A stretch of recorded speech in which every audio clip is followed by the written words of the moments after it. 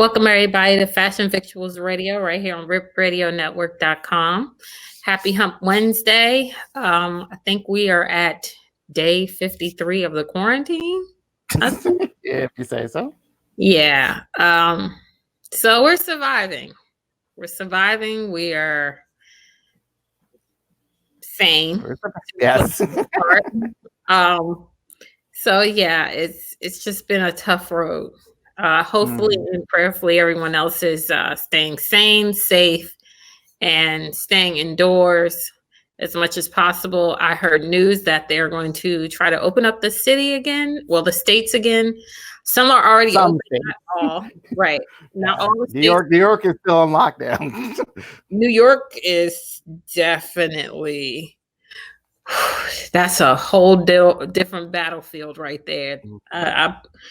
My prayers go to those who are in New York experiencing this, because their numbers are ridiculous right now.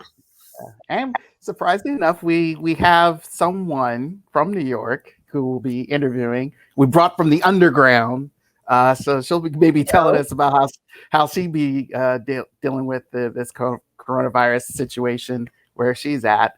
Miss NiNi, the Black Greek, and she's waiting in the wings. We're keeping her hidden, so so she's all ready to go. She's like she's a multi-talented person, because not only can she rap, and she can rap really good, but she got some skills on the court. So, and I'm like pretty amazed about her basketball.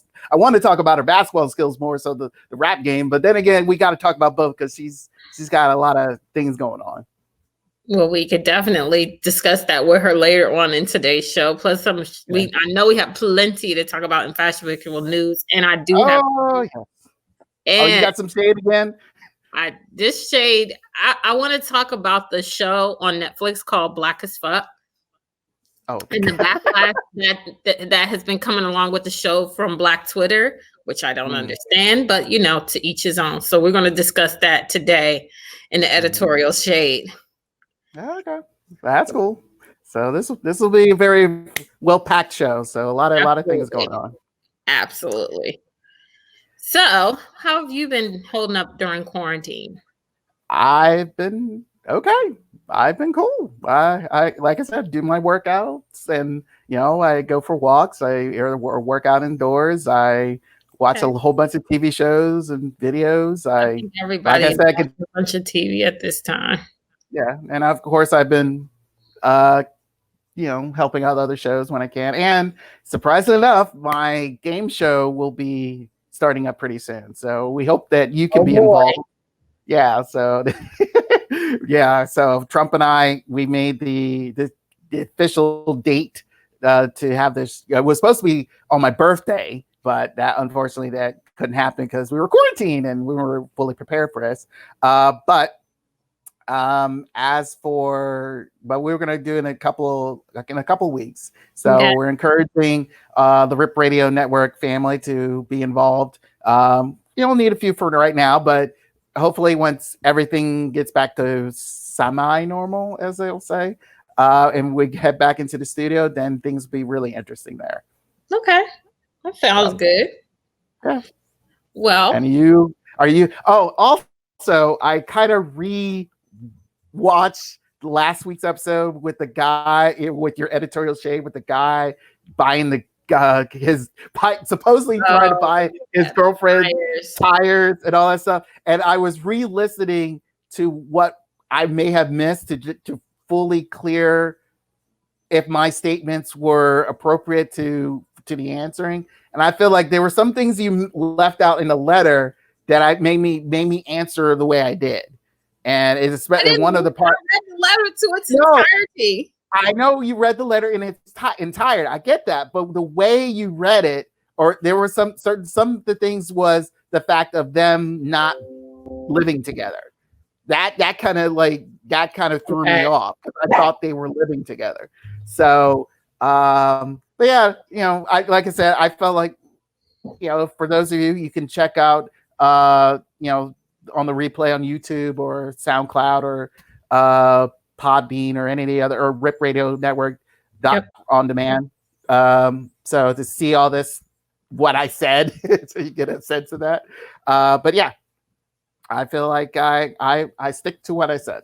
You're gonna stick to okay. I feel like, hey, No there was no need to get upset and break up a relationship because he bought some tires for himself, but try to buy it. He should have bought it for his girlfriend. But then again, he gave his old tires to her, which are still usable. So I would okay. So I will retract the whole breakup thing, but I will say that should show her what type of man he is now and how it sets the tone for later in the relationship. So it would definitely be her decision whether she stays or goes. But I wouldn't keep my eggs in that basket. Like I said, I will say it's a strike one. That's all I'll say. That's a hell of a strike one. Well, we'll see. But you ready for some fast fictional news and a whole bunch of other stuff? Yeah. So you want to take a quick break and then jump right in? Yes. And just to let you all know, majority of this music will be featuring NiNi, the Black Greek, and I hope you enjoy it. We'll see you for Facts of Fictional News. Nah, you always trying to play yourself, yo. Fuck out of here. Whatever. Yeah. Turn me up. Yeah. Joey Joe. You get the ball, turn over. I get the ball and score, game over. I'm straight with the rock, no look past. I know that these bitches doubling, treat them like ops, now they hot. I put the game on me, it ain't been the same since I came OT. Niggas ain't loyal, how the game lonely. In the crib working, get that pain off me. I gotta get this pain off me. This ain't the way, or the wave I need. Man, they lame on me. My family waiting on me. I gotta get this pain off me. Man, they lame on me. My family waiting on me. I gotta get this pain off me. Yeah. I hate when I get in a slump. I still shoot the ball, though, I just need to hit one. I remember when you ain't care about my story. Now that I'm fly, I know you feel silly that you was ignoring me. I do bad with authority, so when they told me don't do it, I did anyway. Rolling Stone from the day I was made. I guess I really got my dad's DNA from a PJ, so I know how to make it from a teenage. I was hustling, getting changed, packing bags in the supermarket just to get the new shades out mama say. She ain't never have to worry about me. I had to get that extra weight off her shoulder. I can only imagine all the stress and the worry being alone, trying to take care of me and my brother. Now I'm getting money in 2-3 ways. It's only right, I'm truly raised. Shout out to Jay and the whole fucking team. Oh, we made it. Get the ball, turn over. I get the ball and score, game over. I'm straight with the rock, no look past. I know that these bitches doubling, treat them like ops, now they hot. I put the game on me, it ain't been the same since I came OT. Niggas ain't loyal, how the game lonely. In the crib working, get that pain off me. I gotta get this pain off me. This ain't the way, or the wave I need. Man, they lame on me. My family waiting on me. I gotta get this pain off me. Man, they lame on me. My family waiting on me. I gotta get this pain off me. Yeah, I'm still coming down for my 40-point game. The way I see it, things will never be the same. Never. I just started, but it feels like I'm next.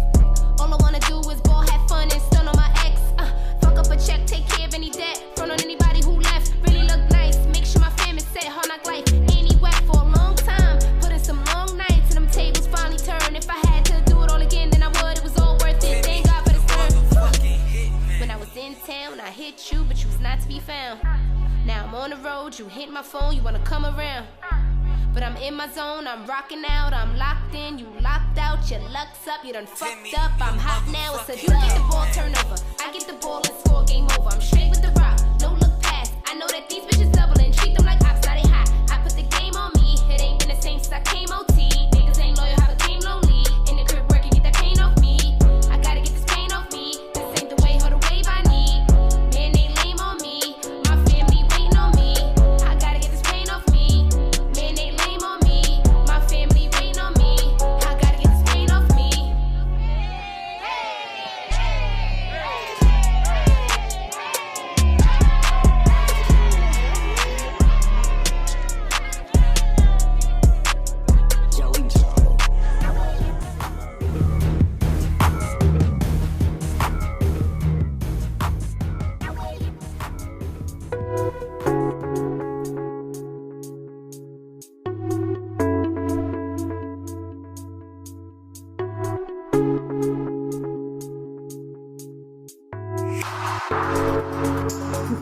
Welcome back to Fashion Victuals Radio, right here on ripradionetwork.com. All right, let's go ahead and jump right into Fashion Victual News.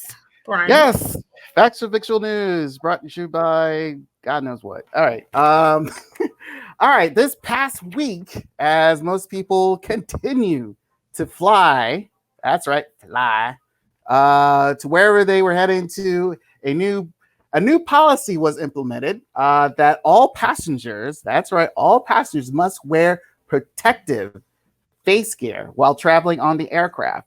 This new policy was spearheaded by U.S. Congressman Steve Conan from Tennessee.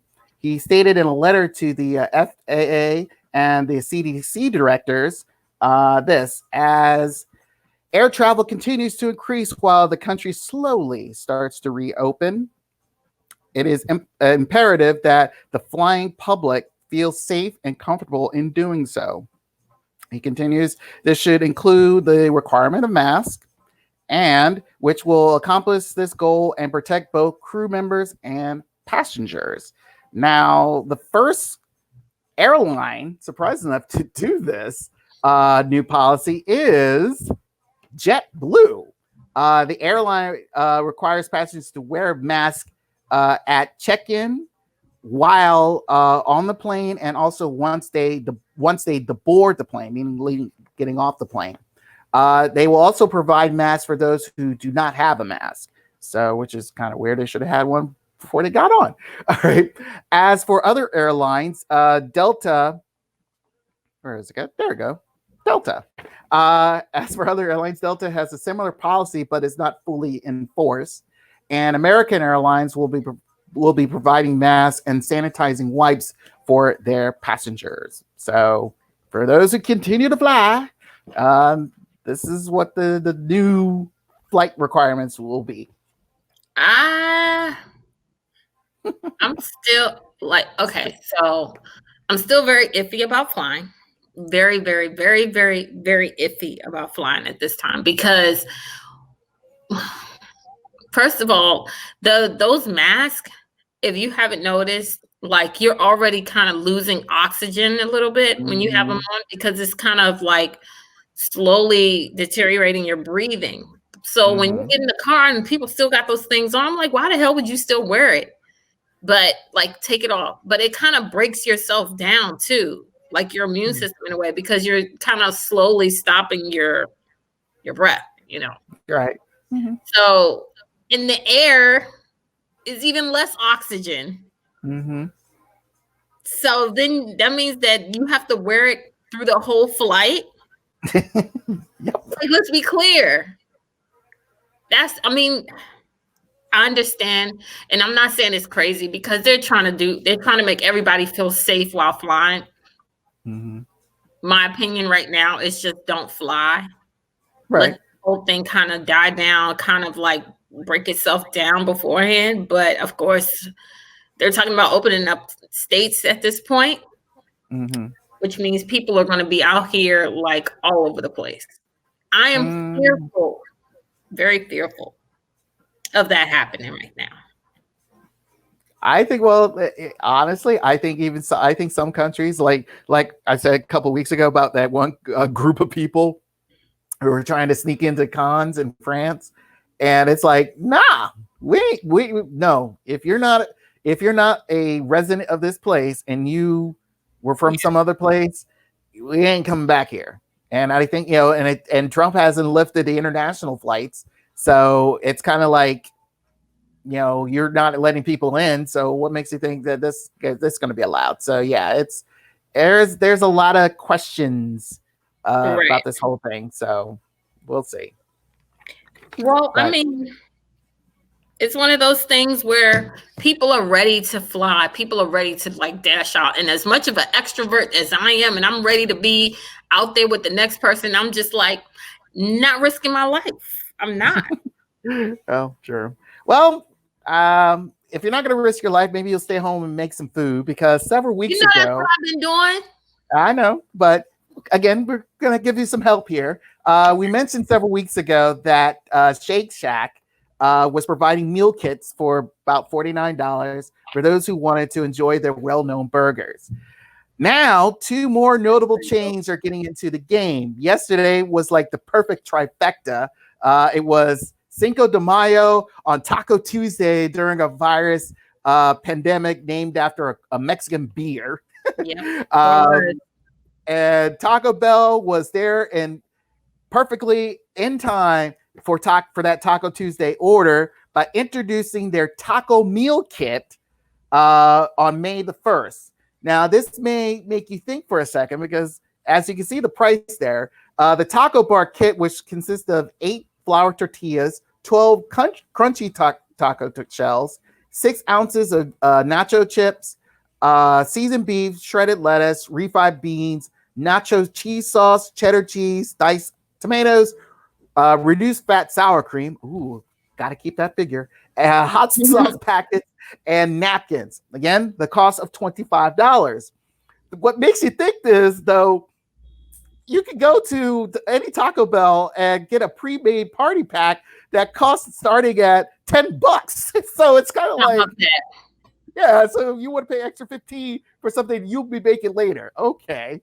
But again, we move on. Another chain spot that's getting into the kit game is Chick-fil-A. They introduced their kit this past Monday, but it's sadly not their famous chicken sandwich with the waffle fries. It is, sadly to say, a chicken parmesan kit, which will be selling for $15. Now, this isn't the first time Chick-fil-A tried to sell this dish to its fans, because back in 2018, they tried to get into the meal kit game with the chicken parmesan, but it got some mixed reviews. But me personally, I would rather have the sandwich with the fries, and it would be more interesting that way. And Chick-fil-A needs to stick to what they know, and that's chicken sandwiches and salad. Yeah, salads. And salads. As far as a whole meal kit and dishes, nah. And again, these are people. It's set for like the Taco Bell one. It's set for 6 people. So I mean, Taco Bell. That's their niche. It's Taco Bell. They do Taco Bell kits. They do 10 tacos for $10 for like 6 people or whatever. That's what they're famous for. They're famous for their tacos. And I'm not to say that Chick-fil-A isn't famous for their chicken, but they're not famous for like Italian foods like chicken parm and with pasta and stuff like that. I don't even know. The only sides I've ever seen on Chick-fil-A's menu was the waffle fries, maybe a side salad, and some fruit. That's it. I don't even think they offer any more sides. And they just offer 3 ways to make chicken: grilled, fried, and like a nugget or tender. Right. So now, but you figure they say, hey, we got chicken parmesan. You can do. It's like, why? It's like and especially for mind you, it's $15, but still, why? I don't know. But anyway. So for Chick-fil-A. They afloat because honestly, their drive-through service is a lot better now that they, everybody can only do drive-through. Even though it's longer, it's a lot faster. Right. Oh, okay. Yeah. Well, except on Sundays because they're closed. Hey. Yeah. Speaking of closed, when the pandemic started, of course, many businesses were closed. One of the first to be shut down, the quickest and suffered the hardest, was the movie industry, especially movie theaters. Studios had to make the tough decisions to either delay or postpone releasing of their films or even release them on demand, which one notably Universal Studios did a few weeks ago when they released the second Troll movie, Trolls World Tour. Now, this seemed like a great idea, especially for kids and parents, to have a new family-friendly movie to watch during the quarantine process. But to AMC and Regal, not so much. AMC owner Adam Aron, he stated this, quote, breaking the business model and dealings between our two companies. Pretty much the model of, hey, You released the movie. We put it out there on the theater screen. Hello. But Universal CEO Jeff Shell, he rebutted this.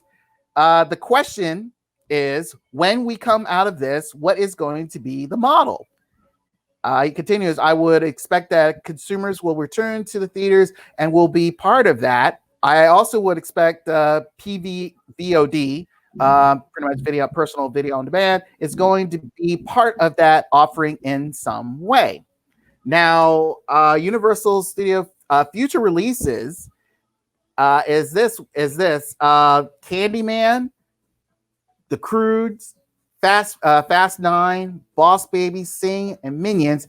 Now, these may be in jeopardy not being displayed on AMC's theater because AMC decided to, hey, we're not putting out Universal movies anymore because of this. So that's kind of being petty. So you're not gonna allow these big blockbusters to be seen on your theater screens once we come back. Okay, that's on you, but we'll see what happens. Well, this is what I would say. Even though AMC, Regal, and the movie theaters have lost a lot of money because of COVID-19. But I mean, even the film industry isn't making any money by putting it on demand right now. I mean, as much as they can get like at a movie theater, they're not getting with people at home. Because parents are going to look at them and be like, oh, shit, I'm not paying $20 for that. Not today. You know what I'm saying? Because all it's going to do is tack on to your cable bill or whatever other bill you have. So they're I think parents right now, because of COVID-19, people are a little more like cautious of what they're spending their money on. And then granted, it can keep the kids quiet and keep them in, watching TV for a while or whatever. But I can just imagine how many people have actually purchased like Troll World Tour while being at home under quarantine. And plus, I noticed that some movies that were already in the theaters went to DVD ASAP. Yeah, because of COVID. So I mean, I agree. A lot of the industry is very iffy, and because of the fact that, and Universal, I'm not blaming them. They got to say, hey, we got to make money somehow. And Trolls wasn't the only movie. They also had to pull The Invisible Man as well. And it was only in its first month, pretty much its first month, once the whole COVID thing escalated. So yeah, I mean, they had to do what they had to do. As for the movie theaters, I mean, pretty much their main problem is like they need to make money off of the concession stands, and that's where they may really make their money. And since no one's buying the popcorn, the candies, the sodas, it costs like $15-$20 a person to go to the movies now. And then by the time you spent $50 just to get you and your two kids through the door, by the time you get to the popcorn, you didn't spend another $30. You didn't already spent $80 to $100 already just before you sit down. Right. So unless you're an A-list, still spending money. But the way I see it, like $20 compared to 80 to 100 may not be so bad to like play that movie right at home. Right. So, well, we'll see. And last story, as sadly enough, as the U.S. is heading into a meat shortage, Belgium has plenty for something for everyone. As reported in the Brussels Times, Fritz, or AKA Belgian fries, are normally eaten in restaurants and takeout bars. They're frites, Belgian fries. Right, but what's the white stuff? It's a special mayonnaise sauce. You ever had Belgian fries? No. Anywho, I will continue. Now, but due to the pandemic, it's not being consumed like normally. Even with the available takeout, pretty much nobody would like to add quote unquote fries to their order. So now there's a national plea to eat the tasty Belgian treat. A trade group called Bella Gampon, say that 5 times fast, is directing a call to encourage fellow Belgians to eat frites, aka Belgian fries, from once a week to twice a week. They're trying to reduce the number of 750,000 ton of potato surplus that they don't. If not, then a lot of waste will ensue. We're pretty much there trying to prevent potato waste. To help with the problem, Belgium has donated 25 metric ton of potatoes to food banks, and they will continue to do so till the end of the month. So pretty much they're having their own Irish problem. If anyone knows some Irish history, because Ireland had this big food problem a long time ago, and pretty much all they ate was potatoes to save their lives. So this is the same thing. There is a lot of ways to cook potatoes, though. Yeah, but hey, if you want some nice, because the country's well-known food, hey, I wouldn't mind having some fries for a while. So, I mean, you could have fries, you could have mashed potatoes, you could have home fries, you could have waffle fries, you could have hash browns, you could have I know so many ways to cook a potato. You have a stuffed potato. I mean, so many ways you can cook a potato.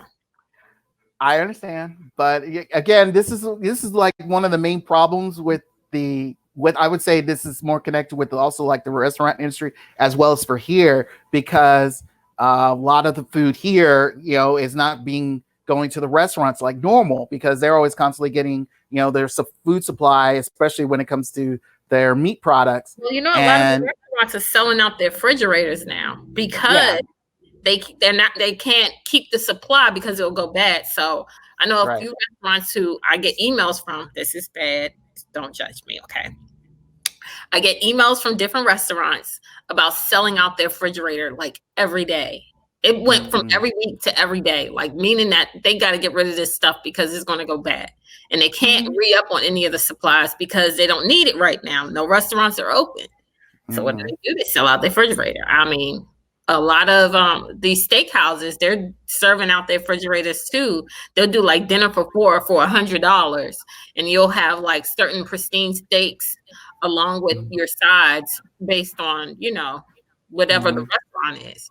But yeah, at this time, and plus I've noticed that a lot of these factories that do specialize in handling our meat products, some of the workers there have caught COVID-19. Right. So I looked into that too. So I ain't bought no meat since. Whatever's in my freezer has been in there for a minute. It's in the freezer. I actually went and bought Beyond Meat, Beyond Sausage. And little do we know, the Beyond Meat Corporation has gone up in stock because nobody is not playing around with trying to buy meat right now.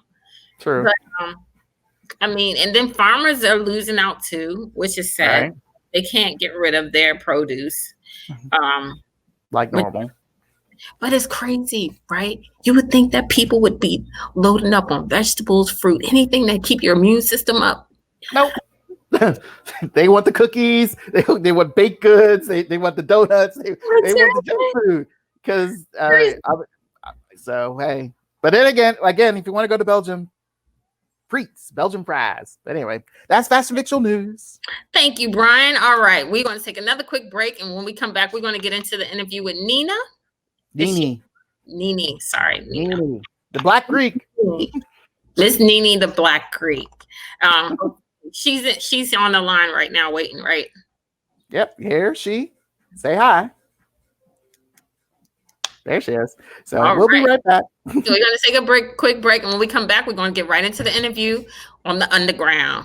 Fashion Victuals Radio. Started from a dream like B.I.G. Then the hustle came to follow T.I.P. Grown but look young, they still need to see I.D. Some people upset and I ain't even reach my peak. R.I.P. Nipsey into all the greats. The marathon continues, I'ma do what it takes. Keep weathering the storm, be the light in the shade. I know now to cut my lawn so I can see all the snakes. Yes. What is this, all of this talking about with this? It's preposterous. Yes. I mean, come on, think about it. Like, who the hell thinks that like that? Why? Let the blessings rain down all night. Praise God, we still here and all right. These are things that we gotta do every day. Lift your hands up high and give a wave. Yes, we on our way. Reach higher, reach higher. Yes, we on our way. Up top, yes. We on our way. Reach higher, reach higher. Yes, we on our way. No stop, no stop. Release the brakes, unlock the cage. My speedy legs about to knock out this race. I came to chase my dreams, I'm wide awake. I'm about to change everything, get out my way. Little girl with big, big dreams. I did big things, rock real big rings. I kill 6 teams, I pull them strings. Shuts down them scenes, the king of queens. Yes. What is this, all of this talking about with this? It's preposterous. Yes. I mean, come on, think about it. Like, who the hell thinks that like that? Why? Let the blessings rain down all night. Praise God, we still here and all right. These are things that we gotta do every day. Lift your hands up high and give a wave. Yes, we on our way. Reach higher, reach higher. Yes, we on our way. Up top, yes.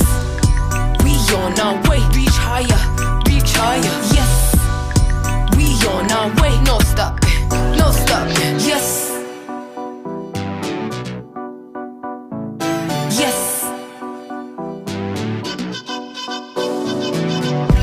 Blessings rain down all night. Praise God, we still here and all right.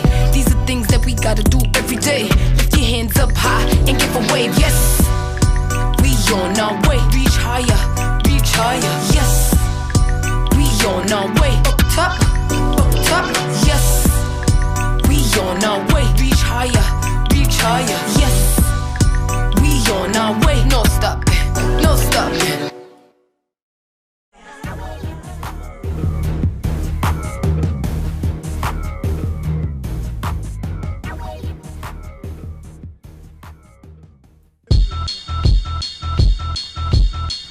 Does it mean to be underground? It means you gotta be free to be underground. Yo, you got your own key when you're underground. If you're listening to me, yo, you underground. Listen.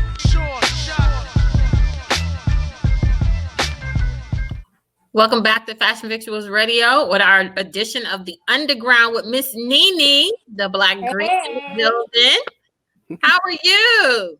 I'm fine. Thank you for inviting me on the show, Brian and Tiara. Thank you. Problem. Yeah. So how have you been surviving the quarantine?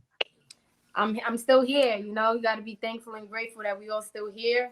Yeah. We've been being safe. We have masks. You know, we're careful. We wash our hands when we come in the house, and we're just trying to build our immune system. You know, drinking teas every day, eating fruit and veggies, and just staying as strong as possible. Okay, good. Now, Brian said that you from New York. Yeah, shout out. Now, how do you feel about how COVID-19 has hit New York so hard right now? I mean, it hit us hard. You know, that we have a huge population, but you know, we're the toughest, I'd say, around the world. You know, it's New York City, so I have no doubt that we'll come out, you know, better and stronger than we, you know, this before this started.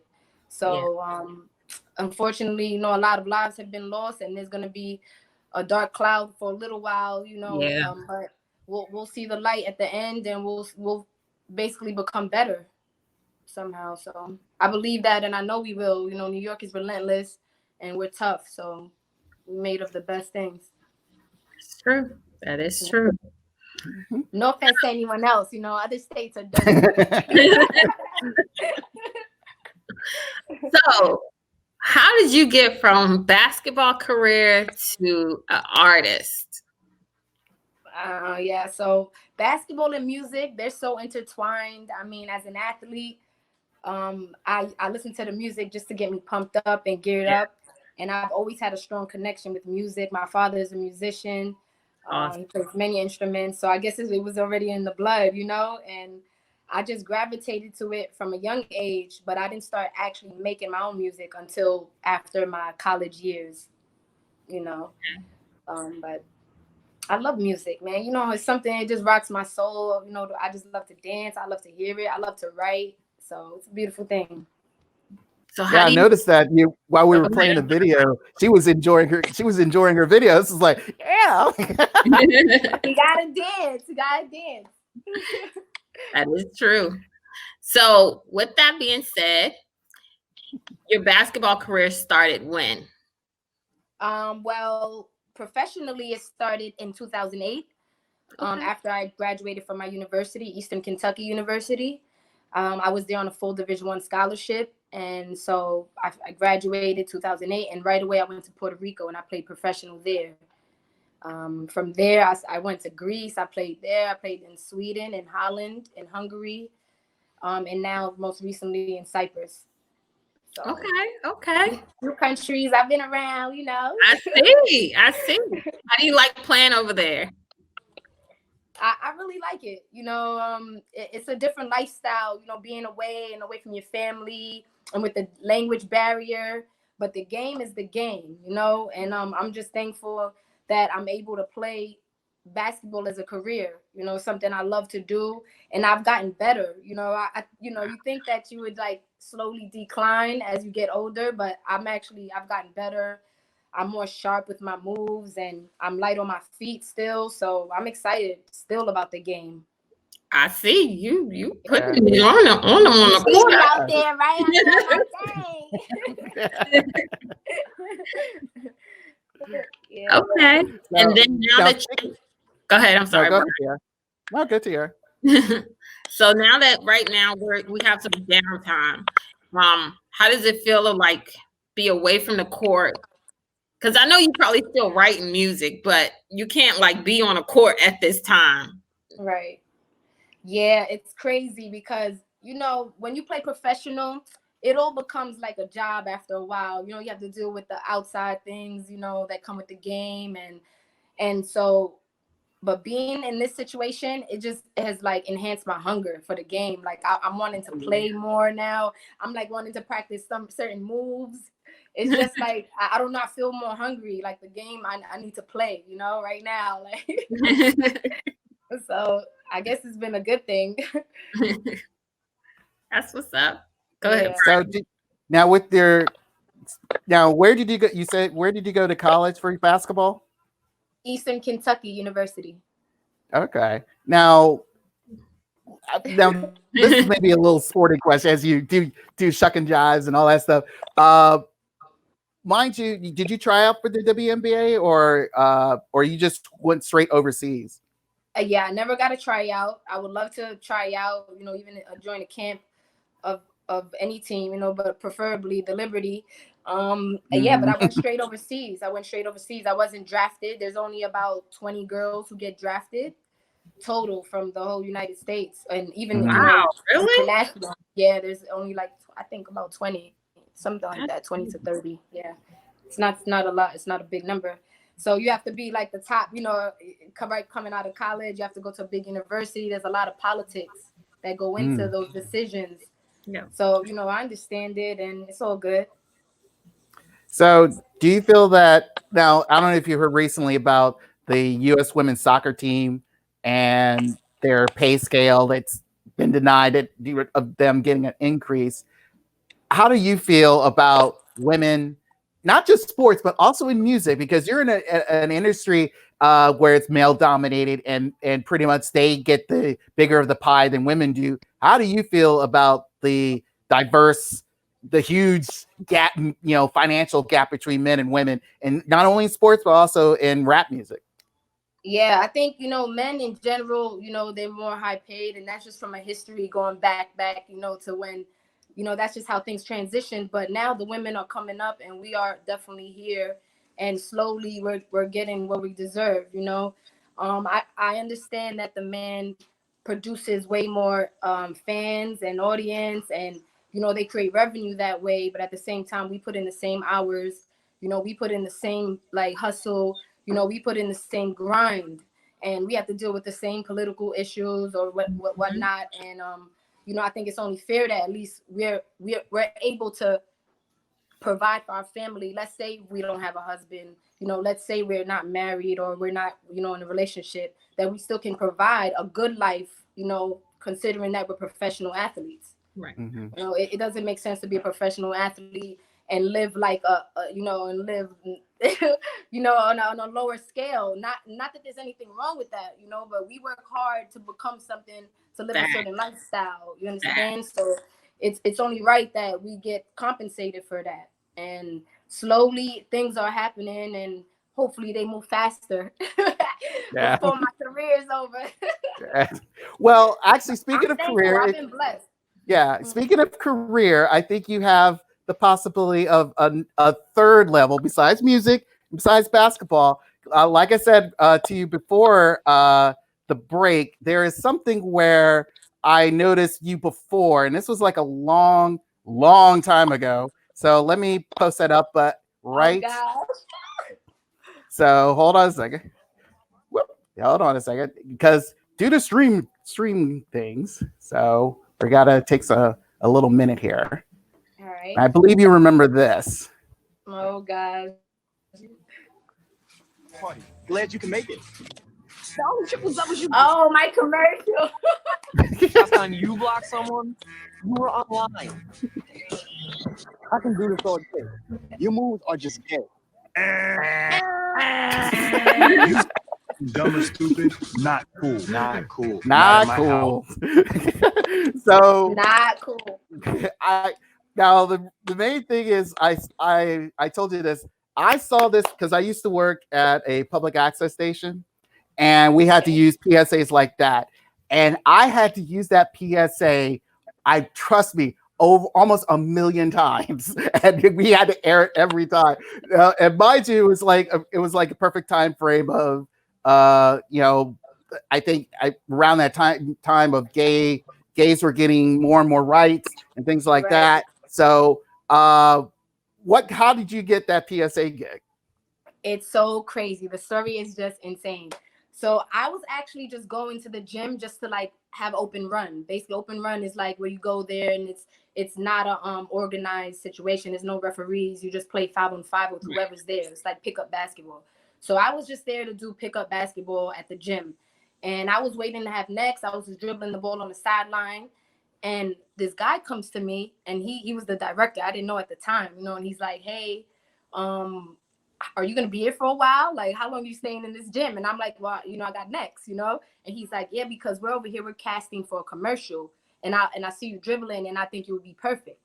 So I'm like, okay, you know, and he's like, well, could you come with me right now? And I just have you sign a waiver, take a picture, and you'll have your interview right now, your casting. And I was like, yeah, cool. So I go with him, I sign up, I take the pictures, and now we're standing in line. And there's like the people in front of me, like there's a girl in front of me, I ask her, who is she, whatever. She's like, yeah, she's been on Law and Order. She's been on different shows. The kid behind me, like you can tell, like this is what they do. Like they're actresses and actors, you know? And me, I'm just there like, yo, I'm ready to play ball.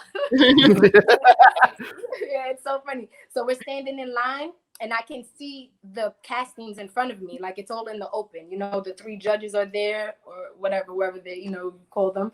And each person was going up in front of them and doing some drills and doing things that they were telling them to do, you know, say this, do this.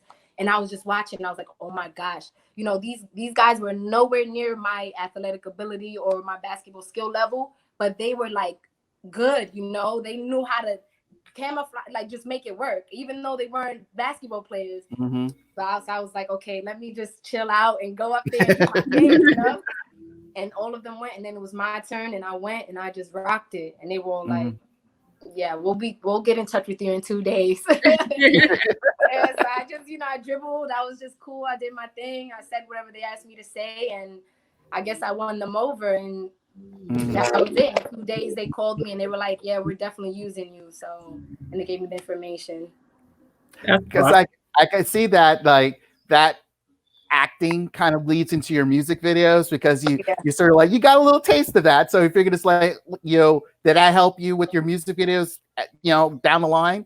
Yeah, it did. That was my first time that I was like, I was with the big lights in that PSA commercial. You know, it was like the big cameras. I mean, there was a whole bunch of people there just on site doing, doing the background things that they do. And it was just a great experience. You know, I was never in that situation before that time. So it opened up a lot for me after that. I got more comfortable with going on castings and putting myself out there for different, commercials or whatnot. So yeah, that Okay. was dope. Was that the first time in a while since you seen that, or? Yes, it was. I was shocked over here. I'm like, what is he about to show? So, well, glad to put a smile on your face. So another thing is back to your music is so far we've seen the 2 videos so far, and we're about to show the third one with your most recent one. I can tell that not only the music, but also the way you rap is constantly improving. How do you feel about your growth as an artist? Yeah, I'm so excited about it. It's something that I'm hungry for as well. Started off as just a hobby, something I love doing, and now I've gotten really better. Like you said, I mean, I learned how to like rap fast or like take my breaks and just ride the beat. Just different things. I've learned how to do and be creative, and use whatever is in my mind and put it down on paper. To get it out in a way that I hope penetrates all the souls of the people who listen to.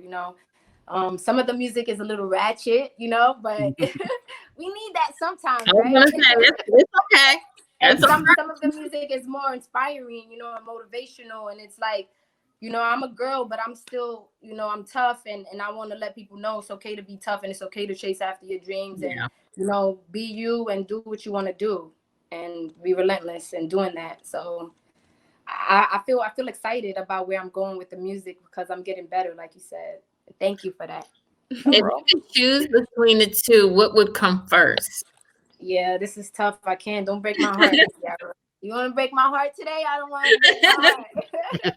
I can't. Well, you have the best of both worlds right now. So you got a great basketball career, and now you got your music career. So you got the best of both worlds right now.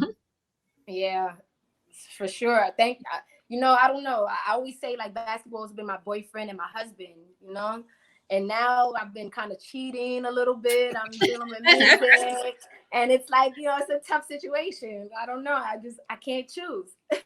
Well, you think like basketball is your husband and music is your baby, so they can both be in the house Okay. together. I like that, Tiara. I'm into that. I like that. But then again, like I said, now she can get into a little bit acting, or she can do some little bit of modeling here. Like, she got some good looks here, Nice. and she's into the furs, just like you, Tiara. So I mean, mind you, she's like I said, I think you're like, there's so many. I think for yourself, do you feel like you got a lot of layers for yourself that you haven't yet discovered? Yes, for sure. With every obstacle that comes, it's like it's taking off a layer. I'm learning more about myself, more about what I want to do, more about how I'm gonna manage it. It's difficult when you have so many talents and different things.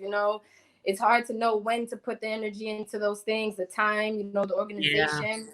And those are things that I'm starting to build now and understand how to improve and be the best at, as best as I can be. Because that's what's going to get me over. That's what's going to have me separate really from everyone. So have you been like, well, I guess you haven't been in the studio since the quarantine, but have you been working on new music since the quarantine? Yeah, so it's so crazy, but like for 3 weeks, I was just like in a writer's block. I think everything that was going on with the world, I'm in tune, and I want everybody to be good, and I just want things to go well. So I don't know. I just didn't have. I was blocked. I was just like, this ain't the time. I just couldn't think about writing things that weren't pertaining to what's going on. Yeah. And I don't know. I guess that's what it was. But like a few days ago, that block broke. And I started writing again, and it's like, I'm excited. I'm going into a whole nother path now as well. So yeah, I haven't been able to get in the studio, but I'm working. That's good. Always working. Always. Yeah, always working. So I guess with the quarantine, I'm sure you're not doing any shows right now. You're not playing ball right now. You writing your music. You focused on your music. Is there anything else that you can tell us that has been like anything positive that's come out of the quarantine? I know a lot of people have been kind of down and out, but some people are getting positive news out of the quarantine too. So No, for sure, for sure. I mean, you have to remember, like some people they haven't been, locked in the house for so long, days at a time. They yeah, haven't been, even with their children or with their parents or with their spouse for so long, with their friends. I mean, not seeing their people. So it's a tough time for everybody, mentally and spiritually. But I've been blessed to be here with my family. I came to my family's house and I'm staying there. And it just feels good to be in company with the people that, have your best, your best everything. And I'm happy for that. And I'm actually working on my game too. I go to the basement, I dribble the ball. I have to take yoga classes. My brother owns a Foxy Fitness business. It's basically a business for dance and pole fitness. And so they have everything here, that helps me. Have yoga mats. They have online classes. I've been taking the classes, so I'm staying active. So I'm happy. I mean, I'm actually in a good space, really, despite everything that's going on. So I can't complain at all, really. You were before the quarantine, you were still overseas. It was correct? Yes, And that's a crazy story too. oh, we got time. Yeah, so I was overseas, and we didn't know yet if we were gonna continue our season. So the men's team, they had like 6 Americans, they would cancel theirs immediately. They were like, no way, send them home. The women, they were like, wait, we don't know yet. We might, continue. There's only 1 American on each team, so I'm the American for my team.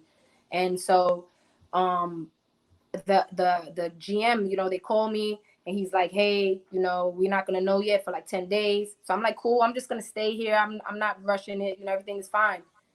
That Monday, Italy got hit with like all of those deaths at one time. And this was the first big hit from anyone that anyone had besides China. And he called me and was like, hey, we're canceling the season. The season is done. So you have to decide if you're gonna stay here because they're gonna close the gates for you to travel back, or you're gonna go home. Yeah, and I decided, I was like, even though it would be nice to stay there, it's an island, it's beautiful, the sun is there. I mean, I had the apartment. I was just like, no, I have to be in the city with my people, man. So I ended up coming back home, and that's how it happened. I caught the last flight. They got me on the last flight. Yeah, people were in the airport. They were rushing. You could tell they traveled just to my country, Cyprus, just to get to America. Basically, they had to take connecting flights because their country already closed down. They couldn't leave. Yeah, it was a little wild. Well, thank goodness you made it over here. Right. I made it. Thank God I made it. Well, with that in mind, just like with basketball and your music, being in the States or being overseas, which is more? Which do you feel like you rather be? I'd rather be home, with all of my people, everybody here. It's difficult being away. I love the freedom. I love the time alone because it's nice to be alone and to have time to think and just relax. I don't feel stressed out. It's not like a New York's vibe. New York, you get here, you're ready to run. I'm ready to run. At least I can speak for myself, And it's not like that. I go there and I'm just like, I could just relax, do my things at my timing, and I get everything done, but it's just more relaxed. And yeah, but it's more lonely there. I don't have my family, I don't have friends there. I made friends, but it's different, so I think overall I prefer to be home. Now, while overseas, you were still making music. That's where pretty much your music was really amped up over there, right? Yeah. I say I'm gonna get in. I'm gonna get in. So I mean, I'm international as an athlete, and I figure why not?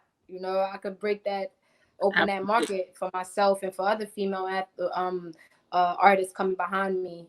So I started to do things in Cyprus. I started to collaborate with a lot of great artists there.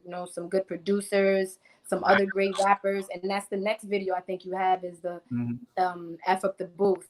So we made that. We made the video there. That's all done in Cyprus. That's awesome.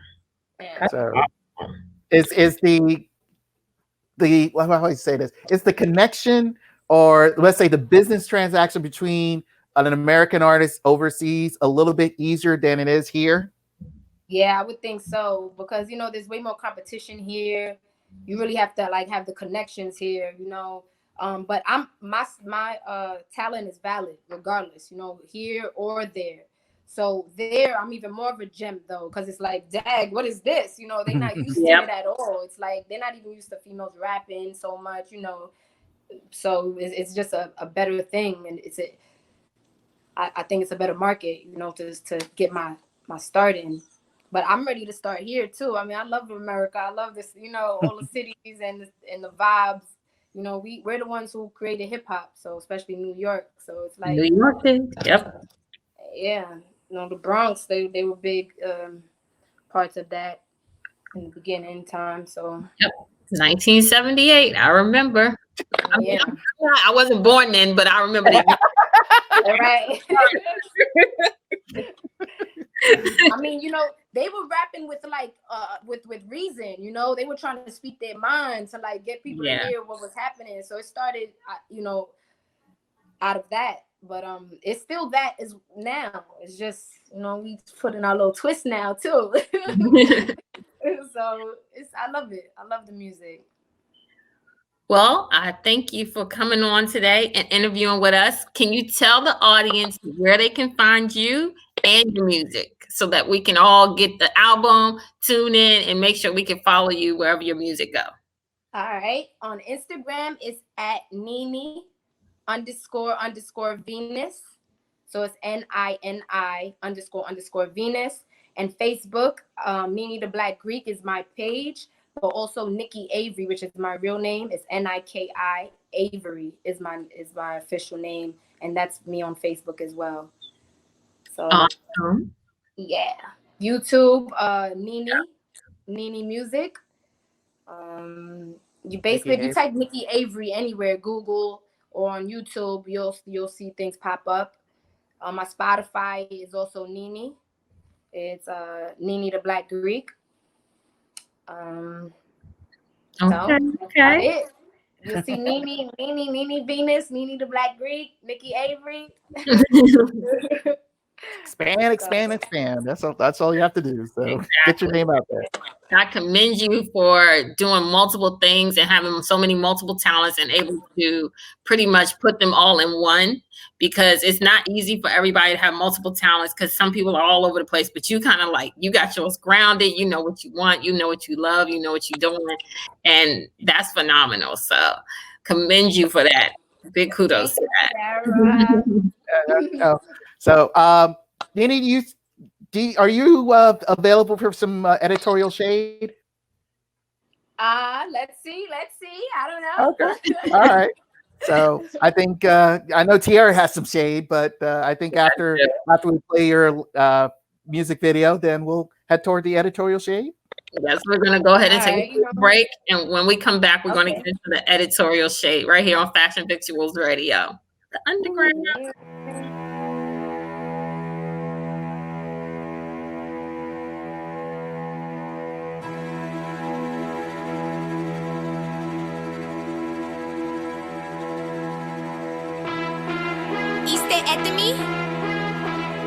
Send up where you at? Με δώνει, babe, τι λέει? I'm about to pull up to the booth. Yeah, δεν πάμε. You know how we do, we gon' fuck you up. Yeah, let's go.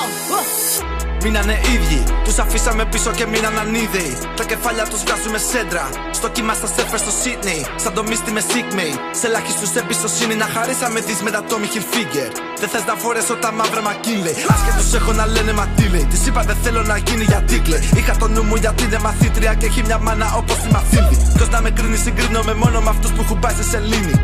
Βγήκαμε μες στα στενά σαν τους σταύρους που αφήνουνε μες στη Μαδρίτη. τους κάνει δική μου με full face. Δεν δίνουν μία, είναι ruthless. Όχι δεν ακούμε τις μούφες. Έλα να φας, είναι μπουφές. Ωραίο φαγητό και good sex. Late night κάνουμε κούρσες. Daylight κάνουμε κούρσες. Μάρα τους φύγει και ο κόρσες. Από μικρό στο παιχνίδι μωσέ. Το νου σου στο αριστερό μου κλωσέ. Δεμένος το χθες, no way γωσέ. Χέρι για μένα το baby μπροστέ. Snap και δίνει στο booth. Καμίνι, έχω κασέρι στο στόχο. I'm with it, μόλις με σκεφτεί. Πάει και τα πίνει. Μα είμαι για το μύριο, δεν είμαι για εκείνη. I roll with the winners, I pull up in spinners. Got God on my side, but they calling me sinner. I'm shaking my ass and I'm posing with killers. I come from the bottom, they shock, I deliver to all my foes. Shaky, cry me a river. I want the gold with the bronze and the silver. Only competition is the mirror. They see in the vision, the 2020 clear. Big goals like Fat Joe. Disco, it's a light show. Distro, distributing niggas and bitches with crack flow. Won't facts though. Shitting me, NiNi a bag. Double your stacks. Bitches is trash. Hitting they stash. Leave them in half. I come from the mud, now I'm all around the world like a map. I'm the Mac with the cheese. Neck froze, ice freeze. Light skin, gangster, iced tea. 2 in 1, side knees. Poison, IV. Shiny, blinding, drip, drip. My please, I need you to put up the check. Put in the work, I put him to rest. Killing the game, they know my name. NiNi the Dawn, NiNi the Dame. NiNi should be in the Hall of the Fame. Batter up, all game. Yeah, fuck up the booth. Τα γαμάμε στο booth. Fuck up the booth. Τα γαμάμε στο booth. Fuck up the booth. Τα γαμάμε στο booth. Fuck up the booth. Τα γαμάμε στο booth. Fuck up the move. Τα γαμάμε, τα γαμάμε. Fuck up the Τα moves. γαμάμε παντού. Fuck up the drip. Γαμάμε το στυλ. Fuck up the Δεν jewels. φοβάμαι εχθρούς. Fuck up the Στο news. δούμε τρελούς. Fuck up the Τα music. γαμάμε στο booth. Fuck up the rules. Τα γαμάμε, τα γαμάμε. Fuck with the groove. Came to get mine and I won't leave until I meet Oprah and Hofi. From East Harlem, but a bitch stay OT. Good in every hood, real cozy. You really the goods, then show me. Moving mountains, usher, bank account, I don't trust him. I don't love, I lust him. Can't copy, NiNi custom. I met this dude named Randy, thought I was beautiful, called me Bambi. Said he had a sweet tooth and wanted my candy. He ain't even care that my dress was from Randy. Huh, but that's what a boss bitch do. With anything, still stop the boss to the crew. Only rock with a few. Broke bitches can't sit with us, shoot. Yeah. Ξεκίνα να γλύφεις καριόλι συμβαίνει. Πάνω τους πέφτουμε πιο πεινασμένοι. Όλα τα μάτια στραμμένα επάνω μας. Όλοι κοιτάνε και φεύγουν πιασμένοι. Πίστευες πως θα τελειώσουμε εμείς που το φέραμε το μαραφέτη. Τώρα το γλέντι σε παίρνει για έτη. Το ξέρεις ποτέ σου δεν ήσουν αρέτη. Έσκασε πάλι έτοιμά σου. Δεν έχεις ρε βλάκα και πάσου. Στη φάτσα στο στόμα, στο χρήμα, στη φάτσα στα αρχίδια μου το φεστιβάλ σου. Κάνε πως δεν είδες, κάνε τη γύρα σου. Τράβα και μίλα στους γύρω σου. Πες το στο φίλο σου, πες το στη φίλη σου. Μάγα γάμα με τα feelings σου.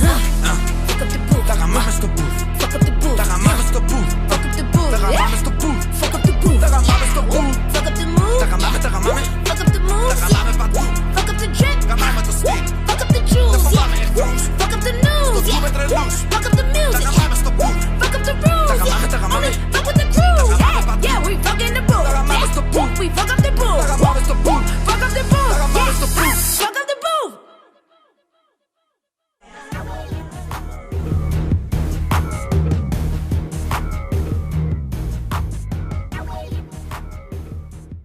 My bitch everywhere, we be getting money everywhere, yeah. They don't even know, they be throwing shade everywhere.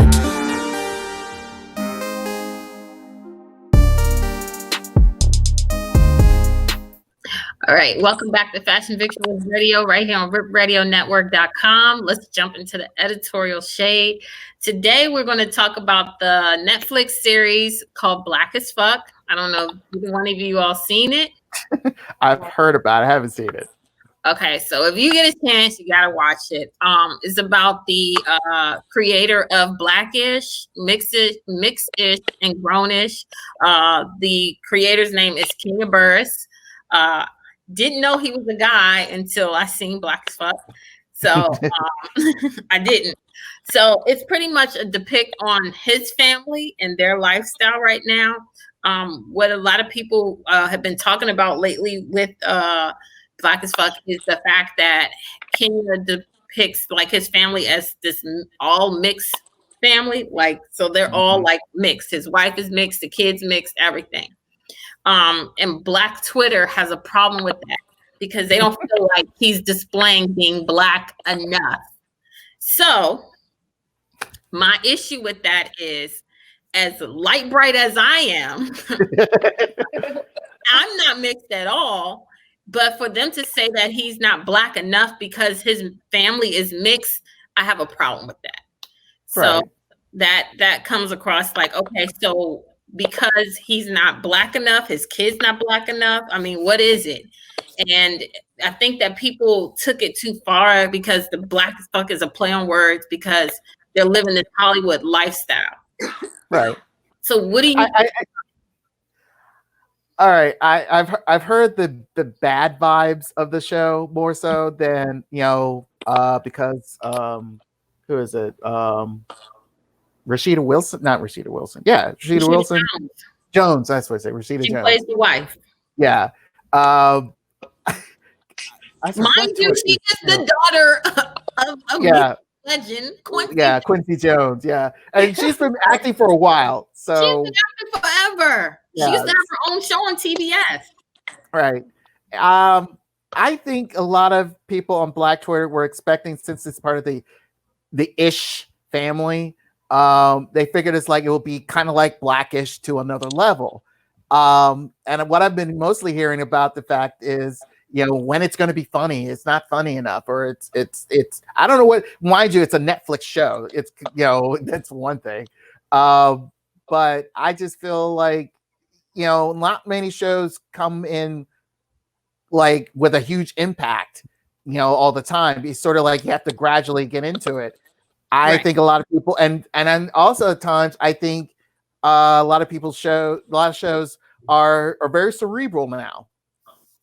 You got to understand the joke, especially if the jokes is hidden. I'm a big fan of Frasier. Yeah, I'm a Black dude and I like Frasier. I don't care. Frasier too. So, but that show was very cerebral. That show had a lot of hidden jokes. It was very British-esque. If you're ever familiar with British comedies, because they have a lot of hidden jokes that a lot of people, it will go over a lot of people's heads sometimes. And I think that you just have to sit, observe, listen, instead of trying to get this full sense of slapstick comedy like we normally watch all the time. But we just got to sort of like listen and see where this is going, so that way you can understand the jokes. Mind you, I'm chill on my Netflix because I got on Hulu and it's not in my budget. But I just feel like, look, Black Twitter needs to chill. So, NiNi, do you have any comments on it? Finally, Brian, I have no clue about the show. I'm telling you, I haven't been watching any shows really, to be honest. Yeah, so I don't know. I don't want to comment. I don't know. I'm just. So whenever you get a moment, just check it out. I mean, it's not like slapstick funny, but it's dry humor based on this man's lifestyle right now, because of where his kids live, where him and his wife live, pretty much how their lifestyle is currently, because they make so much money. But through the lens of their second oldest daughter, who is putting together a film for her to get into film school at NYU. Okay. So that's where it all transpires. Like, she's pretty much interviewing the family on different moments that they have in the house. And she's trying to find what is the reason why we're so close and so, knitted together, even though we fight and argue and do this. But what they're saying is because the kids, the girls, have very long hair, very curly hair. The boys have very curly hair. But they're all kind of like brown to light skin, because none of them are dark skin. And Black Twitter is like, it's not black, like they're not black enough. His kids are mixed and his wife isn't even black enough, blah, blah, blah. And I'm like, yeah. I mean, you gotta, yeah. I mean, you kind of get the sense of fact that, like, mind you, let me ask NiNi, do you feel like, I can, maybe just based off what you said, do you feel like, do you ever get the term? It's like, are you black? Are you black enough to be black? You ever get those terms? I don't know. I mean, I guess when it comes with like food, like I was raised, my mother is Greek, so in the household, my mom, she didn't make like so many black dishes, like the infamous black dishes like collard greens and these things, but everything was made, in her Greek style mixed with American. And so, with food, I mean, I live in Harlem, and most of my friends we're all black, so I eat at my friends' houses. I've been eating the food since young anyway, but, as far as like having it right in the house, I never had it right in the house, so that kind of makes you feel like, your black card is, a little, but I don't even look at it like that. I mean, I'm who I am, I don't feel like anybody could tell me anything less or take anything from me. I know my history. I know my makeup. You understand? I come from two very strong makeups that I respect and I love, and I know that I'm them. So if the people don't feel like, whatever they feel, if I wasn't black enough, or because of my complexion, or because of my hair, or because of anyway that my mother is Greek, that would be their thing. I don't even pay mind to it, to be honest. Facts. I mean, what makes somebody say, like, somebody that has black blood, what makes somebody say they're not black enough? Exactly. What is it to say anybody's black or white? You know what I mean? What is it? The way we move?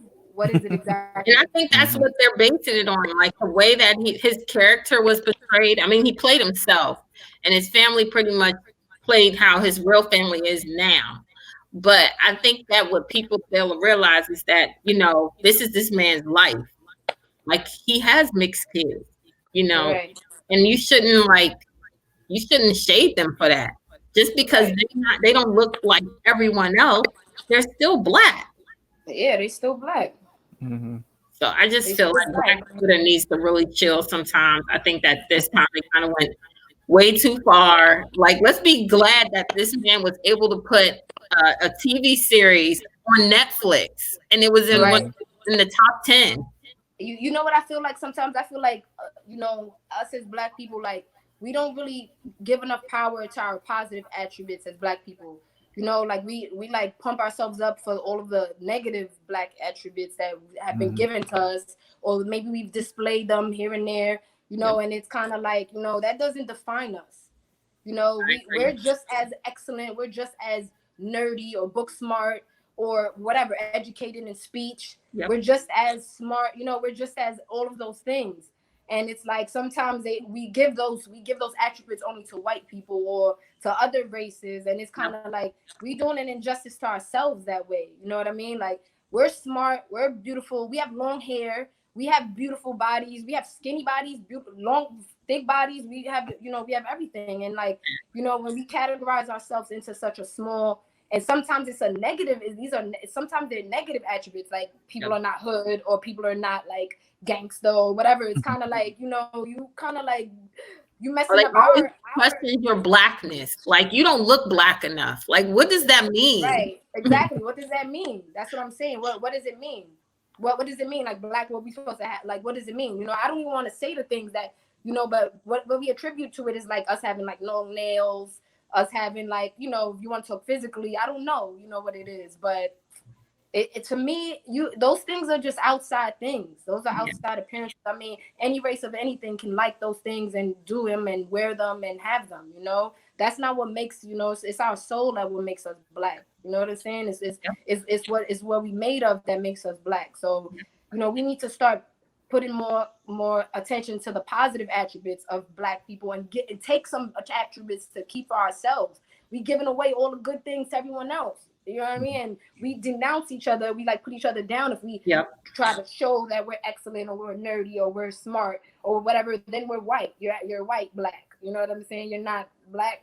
It's like, what do you want us to do? Like, it's like only if you're a killer then you're black. You're like, oh, exactly. Or you're doing drugs, you twerking. You're doing drugs, then you're black. Or you live in a household that's fucked up, you're black. But it shouldn't be like that. We should start promoting that we are, because we are the great people and we are of excellence. So it's like we need to start promoting that and accept it when people are like that and of our black race. We should be like, damn, that's what's up.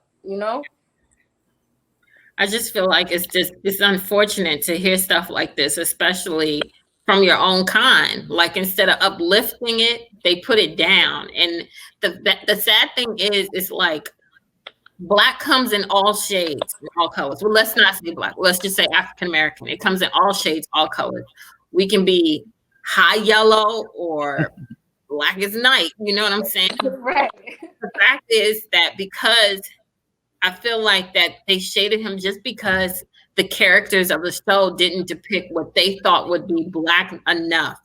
But like you said, what is black enough? Because we have black scientists, we have black authors, we have black lawyers, we have black judges, we have black doctors, nurses, we have people in certain higher degrees that are African American, but they don't look like the average black person.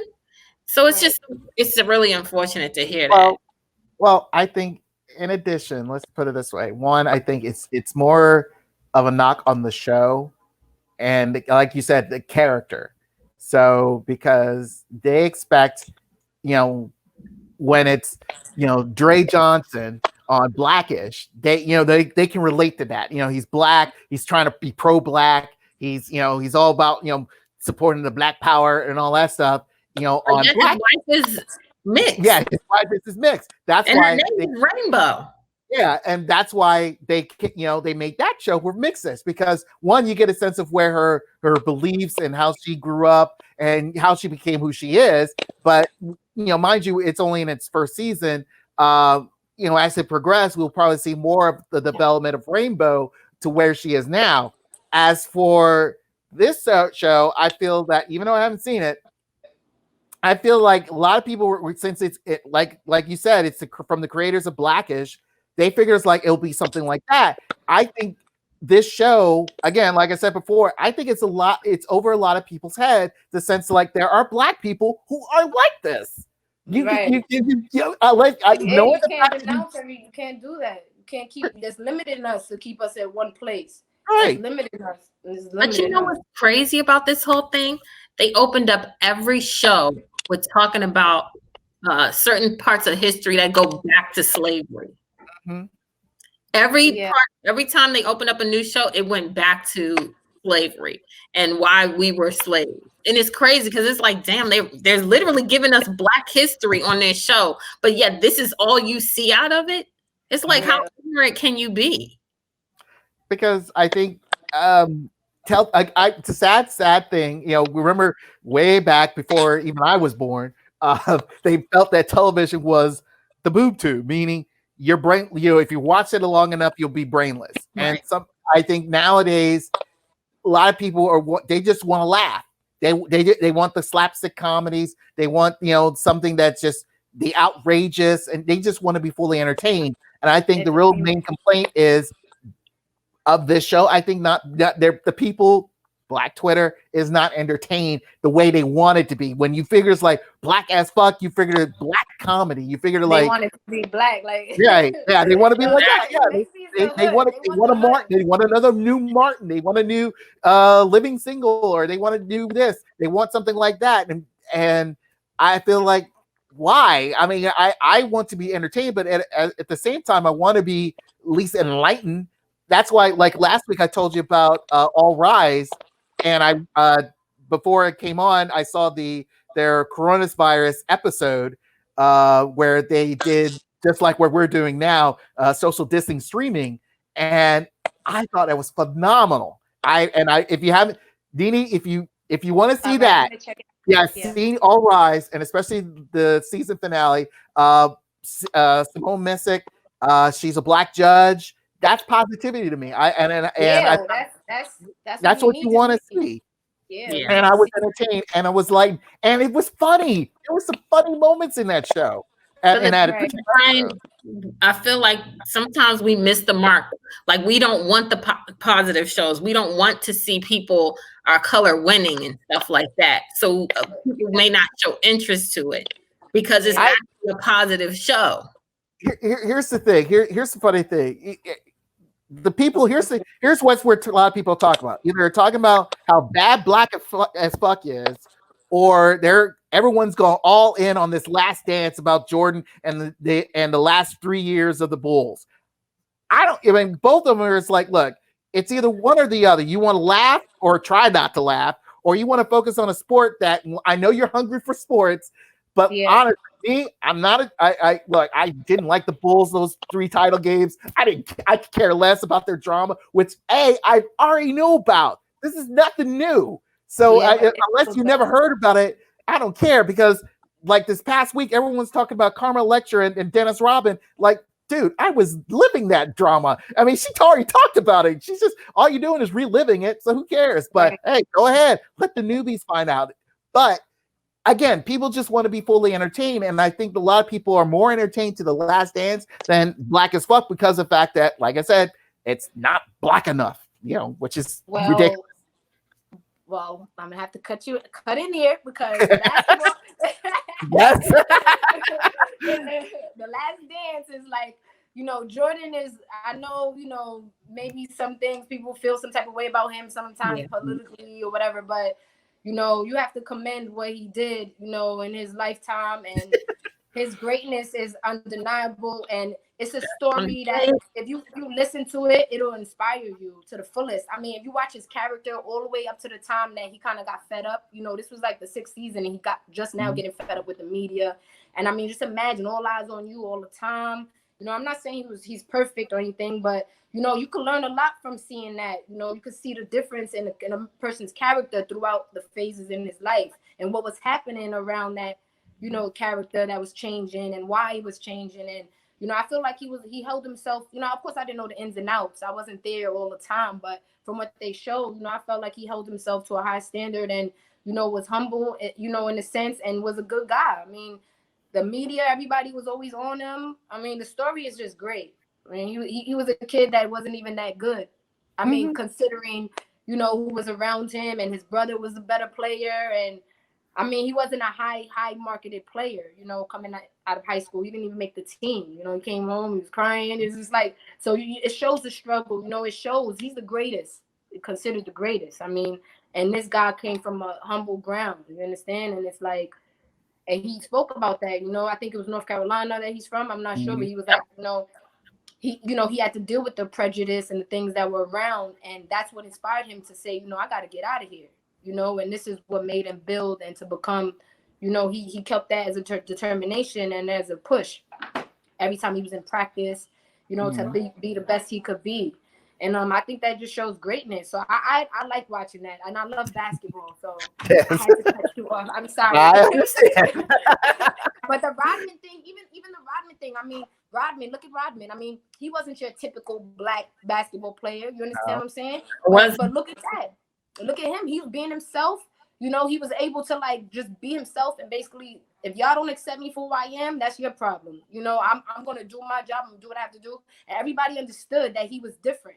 I mean, he's different. The guy's different, but that don't mean anything. I mean, he's still who he is. He's still great in his own way, and got to be respected. And it's even more better that he's black, that he became that great. And even his story is crazy. He was nobody too. He just was like a walk-on almost. So you got to look at those things and be inspired. Yeah. I mean, I'm inspired watching them and Pippen, and just how they were humble. They weren't even receiving what they should have at the time. I mean, they still playing. I mean, these are things you got to deal with as a person inside. It's not easy.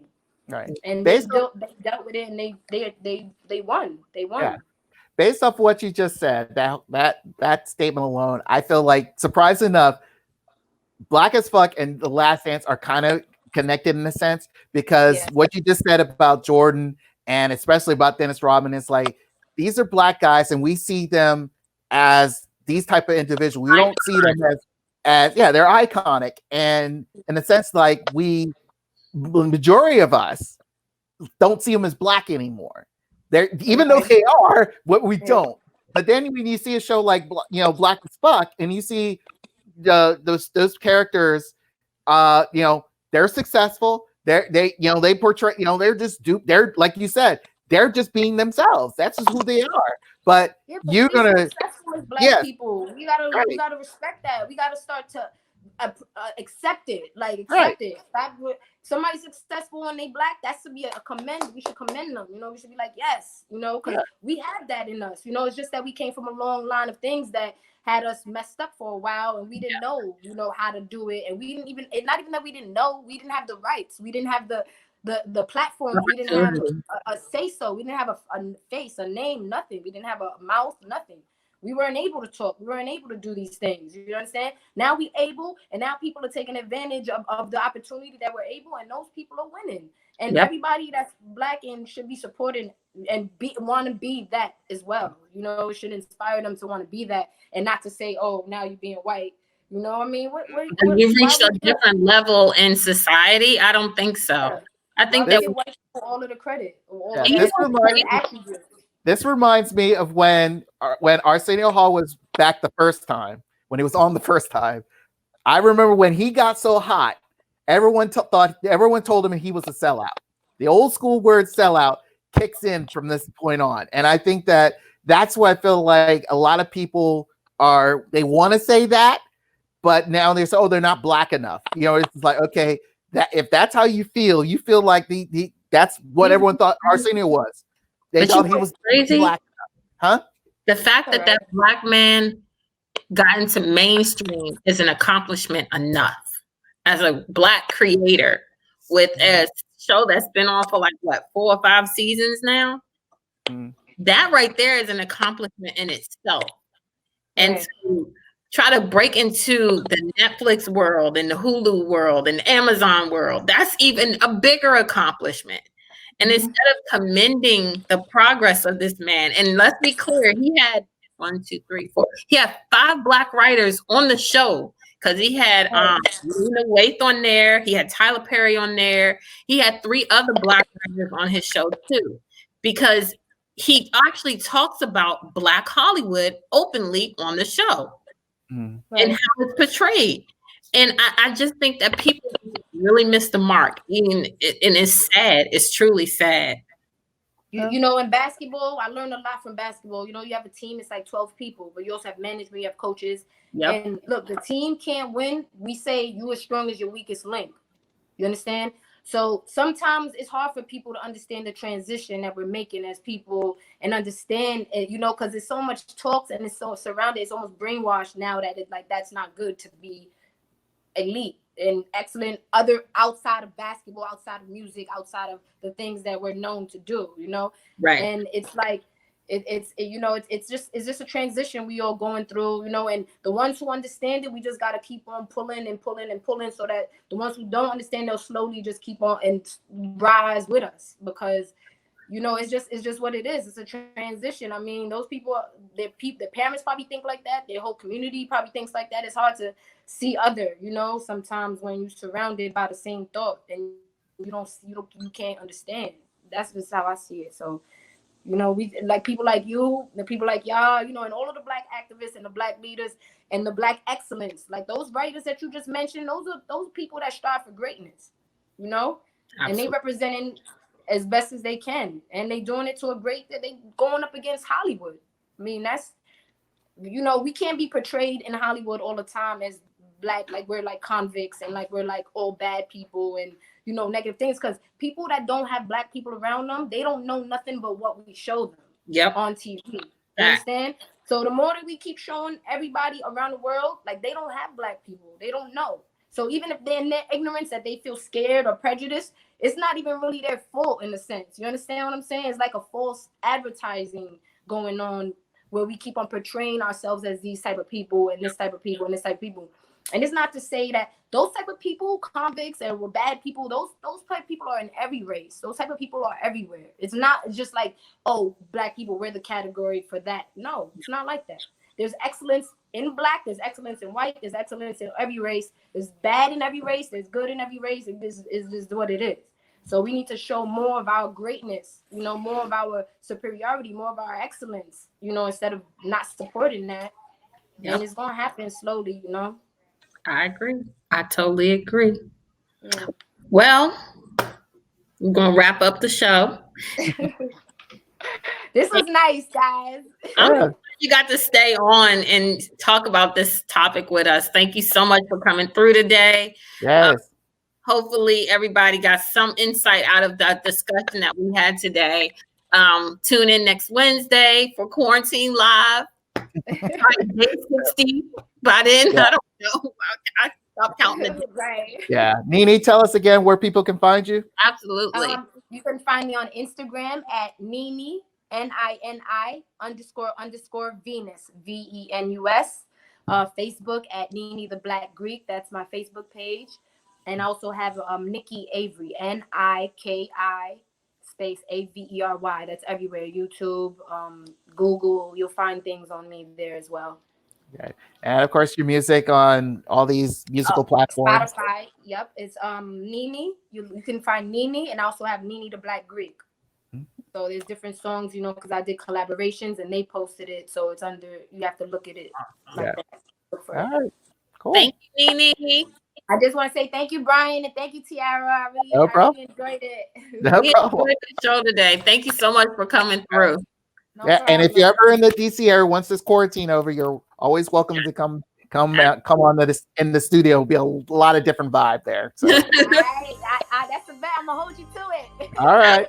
All right, everybody. Be safe, guys. Be safe. You too. Bye. Peace.